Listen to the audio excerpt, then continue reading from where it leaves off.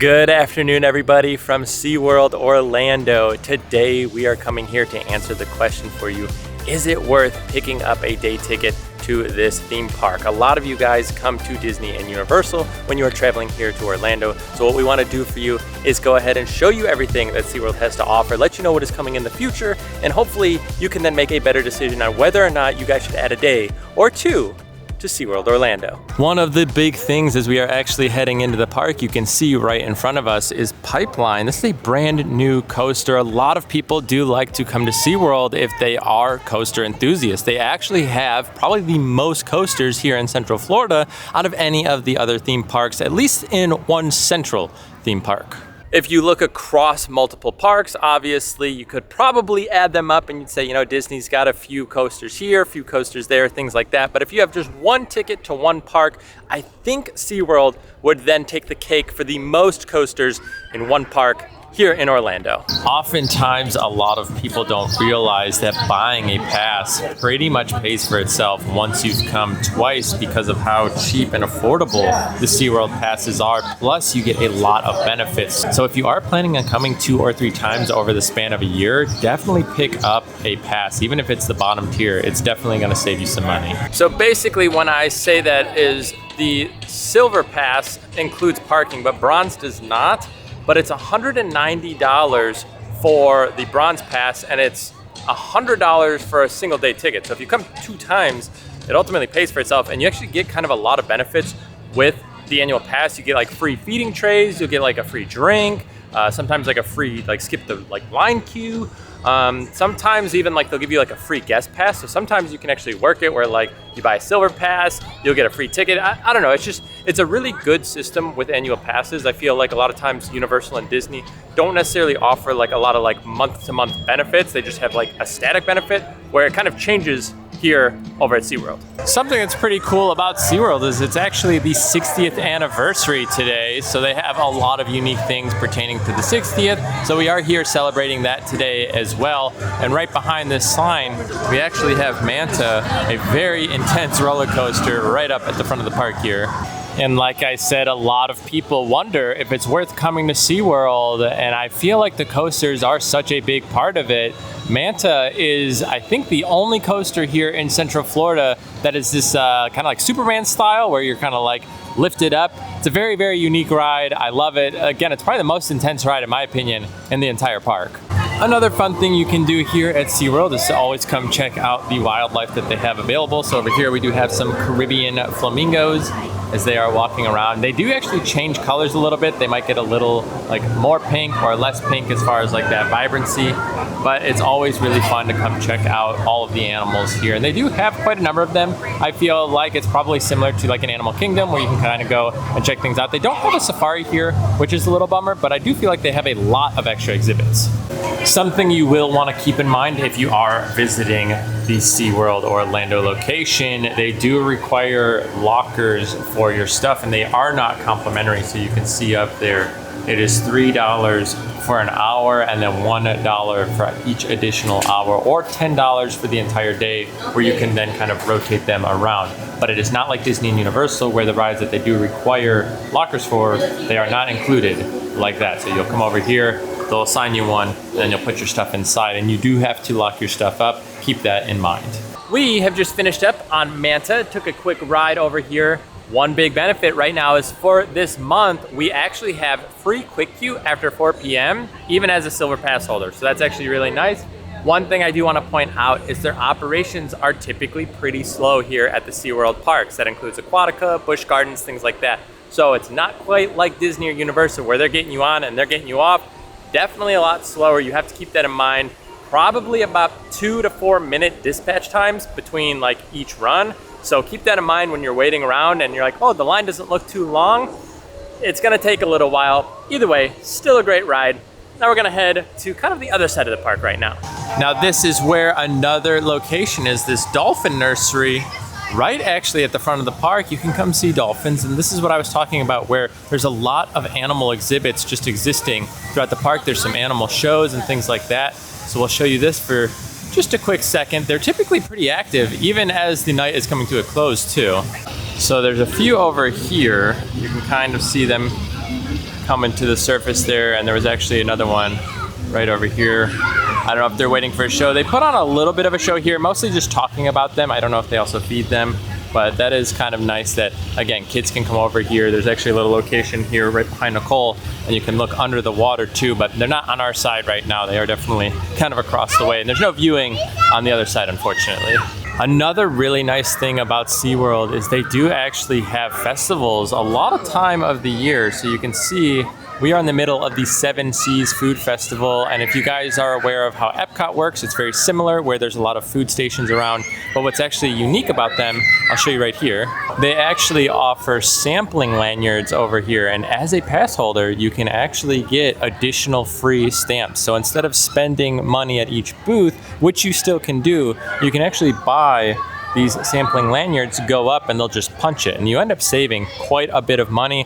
I do have a video on that, so I'll link that for you guys in the comments below. But if you guys are interested in seeing a lot more about the Seven Seas Food Festival, check that video out. We will be trying a few things today, but just so you know, we have a more in-depth look at this entire festival, and it is one of our favorites inside of the Orlando area. You also can see they do celebrate Cinco de Mayo. They actually rotate through, so they were just celebrating St. Patrick's Day. And you can see down there the dates that they do offer them. And a lot of times what they'll do is they'll have like a booth that offers some unique foods or, you know, small celebrations that are going on. So this year, if you guys are interested in celebrating Cinco de Mayo, you can show up either April 25th through the 28th or May 2nd through the 5th and get involved with the festivities. One big thing about SeaWorld would also be their food selection for sit-down locations. So the Seafire Grill, we've had a few things. Their food is okay. I will kind of point that out. Not the best food. They actually have one of the best restaurants though, and it's actually around the corner, and that's gonna be Voyagers, and that place is delicious. It's a barbecue joint, very, very good. However, me stating that, the food booth locations for the food festival are superb. They have very, very good food. In my opinion, it might even be better than Epcot. It really depends on the booth that you go to, but overall, I love the food that they have here. It's all been delicious, and their treats are very good. Really, really like it.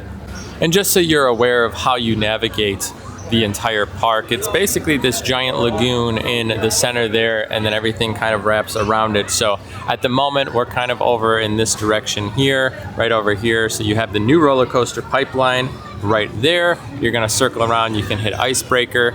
Up top, basically in the back of the park, you have Infinity Falls, and then you have Mako over there. And it looks like Kraken and Mako are next to each other, and they kind of are. However, they are quite a walk away from each other. You kind of have to go like way up front and then back up, so they aren't that close. And then we do have the Penguin Trek, which is right over here, right next to Manta, which is actually coming out this year. So we will have a video on that if you guys are interested in seeing a little pass holder preview. It is quite bright out here, but just piggybacking off of that, if you guys want to see that video in the future, make sure to subscribe to the channel. We are doing a lot of content this year. We're covering a lot of travel too, which is always a lot of fun. Either way, I do want to show you some of the food booths here that I was just telling you about. As we have pipeline going, here you have the Veggie Market location. So this is actually the last booth right now.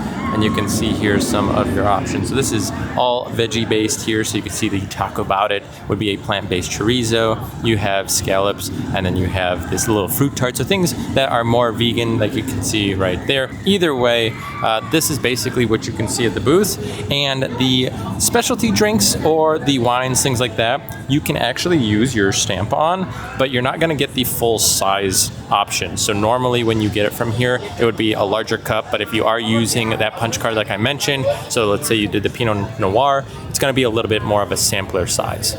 We went ahead and did the strawberry lemonade as it is filled to the top there. This is a non-alcoholic version, but you can see the size. So normally your cups are gonna be a little bit bigger, but because it is part of the punch card system, this is what you get here, which again is definitely more of a sampler. As pipeline is going by again. Another fun thing about SeaWorld, out in the distance you can see people sitting in the stadium. They actually have shows at quite a number of locations, and they are all very different in my opinion. You kind of have like more like dance-based shows, pet-based shows, more like exhibit-based shows. Very unique, and I appreciate that they kind of keep it fresh, you know, throughout the year. So if you guys are interested in kind of taking some time out of the sun, feel free to go to the stadium or go inside one of the other locations around the park. Definitely a nice little kind of getaway from the heat if it is pretty hot. Though it is sunny today, not too hot. Another really nice thing with SeaWorld, as we are over here by Pipeline, is they continue to bring new things out, like I was just kind of mentioning. But again, we have Penguin Trek on the horizon. We just got Pipeline within like the past year. So I feel like they are still wanting to build this park. It's not like they've just gotten, run over by Disney and Universal. They are still keeping up, and they know that by releasing coasters, they are definitely keeping people coming to the park. That is a very large portion of the crowd. I feel like people do like to come here for the roller coasters, but they do have a lot of other options out here that aren't just thrill rides. But as I say that, as we are coming around here now, you can see another booth. So this is number 27. We're going in reverse order. We were just at 28. This is the Caribbean Market now. More options, more unique options at that. Nicole is eating some of our food here, but we ended up picking up 3 dishes, 2 of them from the Brazilian market over here, and then 1 was again from that Caribbean market. And honestly, they were all fantastic. Again, as you can see, we have cleaned our plates. Now, I'm sure you guys don't want to just see us eating around the park right now, because you guys are interested in, again, is it worth adding a day ticket to SeaWorld on your next trip down here? And I guess let's get Nicole's thoughts on SeaWorld. So I personally, as like a local down here, feel like for SeaWorld to be worth it, I want like a festival going on. I want something where we're stopping at the food booths and trying new things, because I don't think there's enough rides to like make a day's worth if you're not doing like the animals and the encounters and the food. But I also think SeaWorld is like a nice step back from the busyness of Universal and of Disney. So I think coming to SeaWorld is like a slower paced day, but you also get some really good thrill rides if you're into thrill rides, and some like unique festivals and fun food if you want to try foods. Yeah, and I guess I'll just capitalize on that a little bit, because I do feel like there's not as many attractions that you're gonna get at like a Disney or Universal, but again, they do make up with them with like the encounters, because they have so many different encounters. So you kind of have to pick what you're looking for. Also, I'm sorry, it's very breezy inside of this tunnel. We are right by the stage. Owl City is actually playing tonight. Fireflies, I feel like that's probably the only song I know by Owl City. But either way, yeah, I just think that they have a lot of encounters, but not a ton of attractions. So we're getting up to like 5 or 6 coasters now, but outside of that, there's not a whole lot else as far as like these like big rides you're gonna go wait in line for. For the adults, you can always come over here to the Glacier Bar, and we are right over here by Icebreaker right now, which is again another one of their thrill rides, and you can go ahead and get some drinks, and I'll actually show you right around the corner a nice spot for your kids, which would be the Sesame Street land. Now, as an adult, there's not a whole lot you're gonna be doing in there. However, if you do have little ones, it really elevates this park, if I'm being honest with you. As I had mentioned earlier, there are some nice food options around the park, but one I definitely don't recommend would be Altitude Burger here. I feel like their burgers were not very good. They were quite pricey, and I just wasn't very impressed. However, I do want to point something out about the food here. Another really nice thing that they do here at SeaWorld is you can do an all-day dining plan, which I think costs like, I don't know, $40 or $50. We've gotten them on sale before. And basically every 90 minutes, you can pick up a meal which includes an entree, I think an appetizer, and either a dessert or a side. And it's every 90 minutes. I think you can get a drink every 30 minutes. Super, super good value. And it's pretty much every food location offers it. If you guys are looking to feed your family, it might even be worth picking up like 1 or 2 of them. Typically Nicole and I can split them because it's every 90 minutes. So we'll just like have one, and then we'll just like eat every 90 minutes and just split whatever we get. And then by the time we're hungry again, we'll just fire it up and go to the next location. It's a good way to kind of try different places too, and you don't feel bad if you don't like the food. Like that's what we did at Altitude Burger. Didn't love it, but there was a lot of other options that we did actually enjoy. And as I mentioned, here is Sesame Street Land right over here. And yeah, they are celebrating a 5th birthday. I thought it was one of the characters. I don't keep up a lot with the Sesame Street stuff going on. There are actually some channels out there that do a lot of Sesame Street stuff here. I just don't.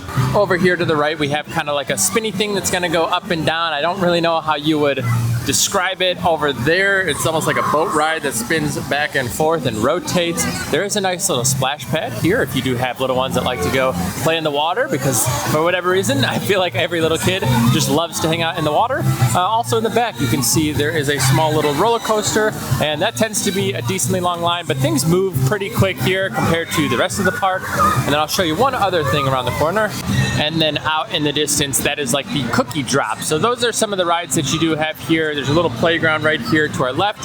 Some food truck options right here. Also, you can see on the distance, we have the roller coaster going. But yeah, there are some food trucks here if you guys want some food.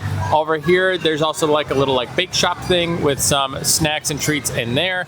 And then over here, this is actually where they do a lot of the meet and greets for some of the characters. And then all the way around the corner, there's going to be a merry-go-round for Sesame Street. So if your kid likes some of those types of attractions, maybe this would be a really good spot for you to kind of come and hang out. Plus, obviously, if your kid just likes Sesame Street, being inside of this land, I think, is a great opportunity to let your kid just enjoy what is going on in here, because it is a lot of fun, very colorful, bright, loud, and just a good time for the little ones. Sometimes you get free wildlife out here at SeaWorld as the rabbit is eating their grass here, but what I do want to point out is actually this sign right here, which is the Orca Encounter, another show that they do offer here, and you can see the times available there, and that's going to be in this giant stadium that I was pointing out earlier, and a lot of seating, but I would definitely still recommend getting here a little early just to make sure that you can get here and get a spot, especially if you don't want to be in the sun. You're definitely going to want to get here a little early because you're going to want to be able to stake out one of those spots, and again, if you want like a good seat, reasons to get here just a little bit before everybody else. Either way, we're going to continue on, but I did want to point out again the Orca Encounter. Lots and lots of exhibits and shows to see here. I don't think I'm going to be able to show you all of them. They do close a little bit earlier, so I did point that out that was 7:30 over here. Some of the things like the feedings are done around like 5 o'clock or 4 o'clock. So those are things you kind of have to keep in mind, but there are multiple shows throughout the day for just about everything here.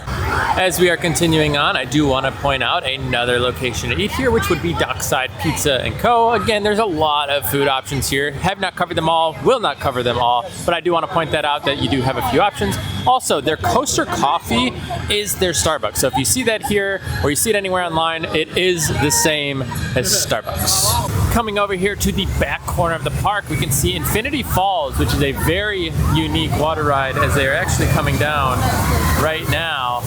Oh, the water. It actually will take you up over there, so it's going to lift you, and then you'll come down that slide right there. Pretty cool water ride. Highly recommend if you guys are into them to check this out. Here they go. Oh, watch the water. More free wildlife as we are hanging out. Always love to see the ducks. Also, take a look at that sunset right now. Looks beautiful with the coasters in the background and the water. What a view. Again, take a look at this view. As you can see, the coaster track for Mako, which is right behind us here. And with that, we are actually going to go ahead and ride it. Also, you can see the wait time, only 10 minutes. That's another really positive thing about coming to SeaWorld. If you come in any sort of not super busy season, you can get some really low wait times. Mako is such an iconic coaster here too. This is one of the like premier B&Ms in the area. Love it. It's tall, it's big, it's fun.